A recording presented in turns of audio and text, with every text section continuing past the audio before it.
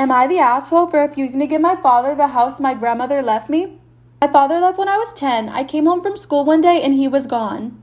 My grandmother took me in, but that moment gave me issues I'm still working through. My grandmother passed away and I saw my father for the first time in 14 years at his mother's funeral. After the will was read, we learned that my grandmother had left me her property. My father was furious because he felt he had more rights given that that was his mother. He's harassing me to hand over the property to him and promising that when he dies I can have it. I don't want to give him the property because if my grandma wanted him to have it, she would have put it in her will. My father's been going around telling the family that I stole his mother's property right from under him and I'm trying to punish him for leaving me. Am I the asshole for refusing to give my father the house my grandmother left me? My father's been harassing me to hand over the property to him and promising that when he dies I can have it. But I don't want him to have it because if my grandmother wanted him to have it, she would have put it in her will. My father has actually been going around telling the family that I stole his mother's property right from under him and I'm trying to punish him for leaving me. My family has been reaching out to tell me that even if he abandoned me, I shouldn't forget the importance of filial piety and how being good to my father, even if he isn't good to me, is what makes a good daughter. I don't think I'm doing anything wrong, but the comments and suggestions are beginning to wear me down. So, am I the asshole? Am I the asshole for kicking my wife's father out of our wedding? My wife, 26, and I, 24, got married in early July. We decided to have a small 40-people wedding where masks were required, even for vaccinated folks. It was a dry wedding because my father used to struggle with alcoholism and I didn't want to trigger an accidental relapse. This was years ago, but I just wasn't willing to risk it. Instead, we offered virgin drinks and soda. Well, my wife's father didn't like this. My father-in-law was old friends with my dad and they'd gone through addiction together. My dad had taken the steps to get clean, but my father-in-law hadn't and still struggled. He constantly begged us to have an open bar at the wedding, saying that he didn't know if he could sit through the wedding sober. We ignored his request and held firm on the dry wedding. Well, that's when things went south. The ceremony passes and the reception begins. Everything is going well until we notice that my father-in-law is acting weird. Turns out he had bought a case of beer and hid it under one of the tables before the ceremony began. He was pestering my dad to drink with him just like old times. I was furious, beyond furious. I immediately called him out for his inappropriate behavior and demanded that he left. He started screaming at me, telling me that I was a dumb B and the F slur. My father-in-law and brother-in-law left, but my mother-in-law was pissed. She acted as though I didn't understand that he was addicted. I knew that, and if he felt like he couldn't go one night without it, then he shouldn't have showed up. However, his behavior was completely unacceptable. My wife feels that I'm justified in what I did, but my in-laws won't even talk to me. So, am I the asshole? Story time about how I pretended to be deaf the entire quarantine. When quarantine started, I started an online course for a few subjects. To provide some background, these aren't my school classes or anything, and I've never met these people before. There are maybe 10 other kids in the class, and the teacher is actually pretty great. So the first 2 days go pretty well, but on the third day I mess up big time. We were in between a physics class that had already been going on for an hour and I'd completely gotten distracted halfway through. I have an incredibly low attention span, and this was already too much for me. When the teacher called my name to answer his question, I had no idea what he'd been talking about, so I tried to Google it. However, I have shitty internet, so it took a really long time to load, and the teacher was getting pissed as to why I wasn't responding and why I was typing. So, completely freaking out, I decided to text him on the Google Meet chat and make an excuse that my laptop's audio and microphone weren't working that day, and I'd been reading the subtitles, which took a long time to load, so I hadn't quite gotten to his question. In my immense panic, I phrased it somewhat vaguely and said, "I can't actually hear. I've been reading the subtitles and they take a long time to load." To which the instructor said, "Oh, I'm so sorry. I wasn't aware that you're deaf." In my intense panic and anxiety, I just went along with it. Dumb as hell, I know. It actually worked out fine. I tap out all the answers that were sent to me and even bought a hearing aid sometimes and wore it in class. Now I say sometimes because I don't actually have the focus and commitment to remember to put it on every class. When asked about it, I told people in the class that even with the hearing aid, I can't hear much, so I don't usually bother wearing it. They bought it. Everyone in class liked me a lot and they found me very endearing. There's a girl, Carla, who said I had the most beautiful smile she's ever seen. So this was actually going really well for me. But, like most of my antics, this backfired on me big time. When I made this godforsaken decision all that time ago, I was sure I'd get away with it. However, about a week ago, the instructor decided to meet in real life and the lockdown in my country had been lifted. I spent all night watching videos and figuring out how to behave. I decided to pretend to also be completely dumb so I wouldn't have to speak in sign. It seemed very hard and I didn't want to try. So anyway, we meet up and everything goes well. No one uncovers my secret or anything.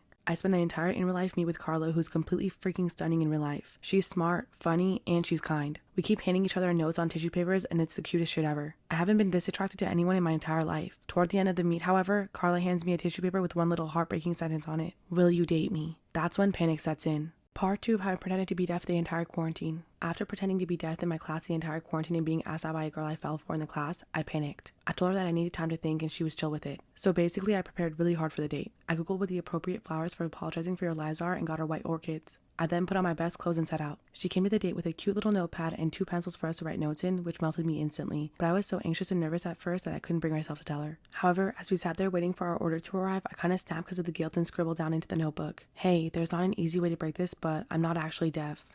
Or dumb." To which she replied with, "I know you're not deaf, but you are pretty dumb," with a smiley face. At which point I said, "What the F?" out loud. She then laughed and explained that she thought I was so cute that she Googled me long ago and found my Instagram, which has highlighted stories from concerts where I'm screaming and vibing. So she only asked me out to figure out how long I'd keep it going. So she was actually playing me the whole time. I was feeling pretty bummed that she only wanted to date me for that, but nevertheless, I apologized profusely and explained everything. I told her that I totally understand if she wants to end the date now, but she didn't. We had a great time and aren't officially dating or anything, but we do have a second date planned. She also told me that while she understands why I did what I did and that anxiety, especially social anxiety, is so hard to deal with, but she also believes that I was a little offensive, especially with the hearing aid. She explained to me why that was so insensitive, and I'd like to apologize for anyone that I might have offended. It really wasn't my intention. Also, for our second date, we're planning to volunteer at a center for deaf kids so I can redeem myself. I'm also learning the basics of sign language for the visit next week. Story time about why you should never, ever, ever do drugs. So a little background information. In my town, on the 15th of June this year, 2 girls got kidnapped in my hometown. So I kind of knew these 2 girls. I mean, they went to my school, but that was really it. Because low-key, I didn't want to be friends with them, and I kind of hated them. They were in 7th grade, I was in 8th grade, so they were probably like a year younger than me. Anyway, so it was a Wednesday, and the last time they had been seen was at 8 p.m. with a 30-year-old man. They were supposedly doing drugs outside of a McDonald's. Well, I guess this man saw that they had been doing drugs,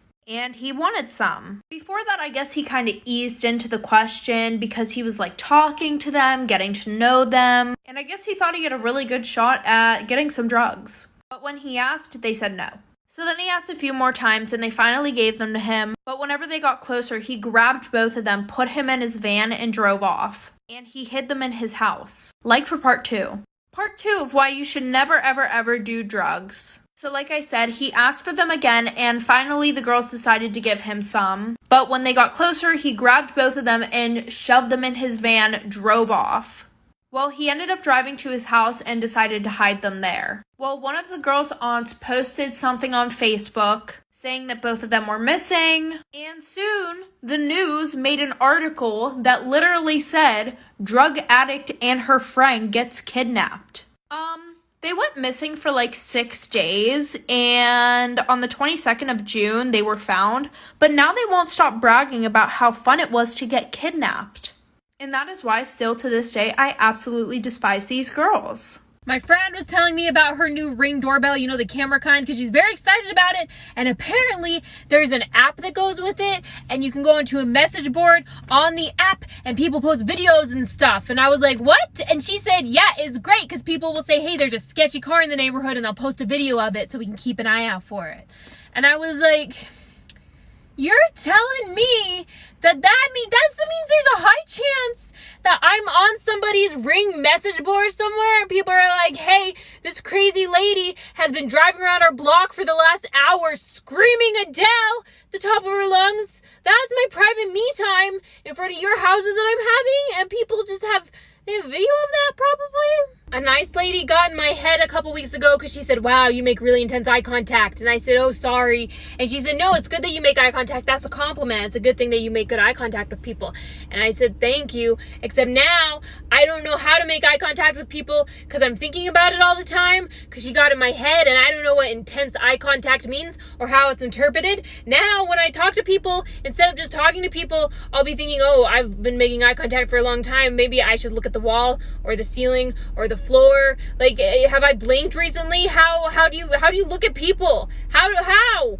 I was babysitting my friend's kids and I said, what do you guys want to do tonight? And the oldest child said, we should play basketball. And the youngest child said, we should play hide and seek. And the middle child said, we should kill somebody. And I was like, that is an interesting pitch, middle child. What if we just do the first 2 things and then we just see where the night takes us? I went to the car dealership last week to trade in my old car for this new old car. And when I got there, I was like, listen, I don't want to do this. I don't want to be here. The only reason I'm doing this is because for years, everyone's been telling me that it's something that I should do, okay? Which is also what I said on my very first day of therapy.